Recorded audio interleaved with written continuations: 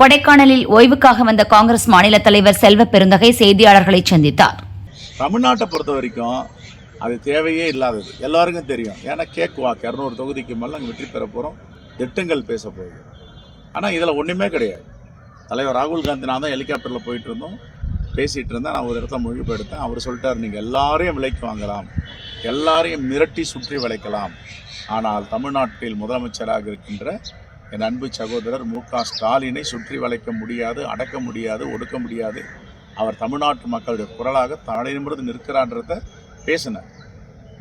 எங்களுடைய அகில இந்திய காங்கிரஸ் கமிட்டி தலைவர் மல்லிகார்ஜுன கார்கே முதலமைச்சர் கூட்டத்தில் கலந்து கொண்டார். பல கூட்டங்களில் தமிழ்நாட்டில் கலந்து கொண்டார். அதனால் ஆளுக்கு ஒரு திசை. அண்ணன் மு.க. ஸ்டாலின் ஒரு திசையில் பிரச்சாரத்தை மேற்கொண்டார், பரப்புரையை மேற்கொண்டார்.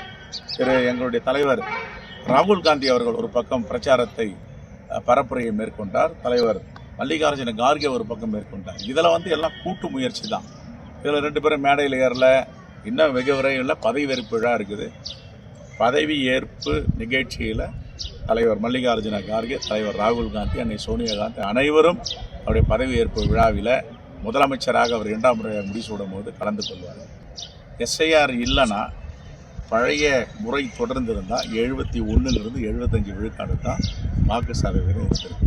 இந்த எஸ்ஐஆரில் இறந்து போனவர்கள், குடி அமர்வு மாற்று இடத்திற்கு சென்றவர்கள், மைக்ரண்ட் இங்கேருந்து இன்னொரு இடத்துக்கு போனவர்கள்லாம் எடுக்கப்பட்டதுனால ஏறக்குறைய தமிழ்நாட்டில் 70 லட்சம் வாக்குகள் குறைந்திருக்கு.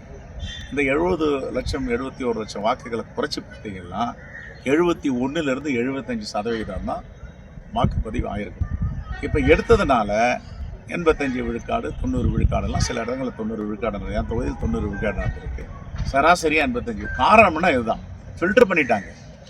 இப்போ ஃபில்டர் ஆகாமல் இருந்தால் இந்த 71%, 75%. அதனால் யாரோ ஒருத்தருக்காக வாக்களிச்சிருக்காங்கிற ஒரு பிம்பத்தை ஏற்படுத்துறது முட்டாள் தானே. எல்லாம் கால்குலேஷன் தான். இப்போ எஸ்ஐஆர் இல்லாமல் நீங்கள் கணக்கு பண்ணி பாருங்கள். எஸ்ஐஆரில் 71 லட்சம் விழுக்காடு, 71 லட்சம் வாக்குகள் எடுத்திருக்காங்க. அந்த வாக்குகள் இருந்தால் எத்தனை சதவீதம் நம்முடைய வாக்குப்பதிவு இருந்தால் 71% இருக்குது. எதிர்கட்சி வரிசையில் யார் சார் தலைவர்? காங்கிரஸ். எந்த அடிப்படையில் சொல்கிறீங்கன்னு விளக்க முடியுமா? 200 தொகுதிக்கு மேலே வெற்றி பெற போகிறோம். நாங்கள் 28 தொகுதியில் போட்டிட்டு இருக்கோம். 28 தொகுதியில் வெற்றி பெற்றால் நாங்கள் தான் எதிர்கட்சி.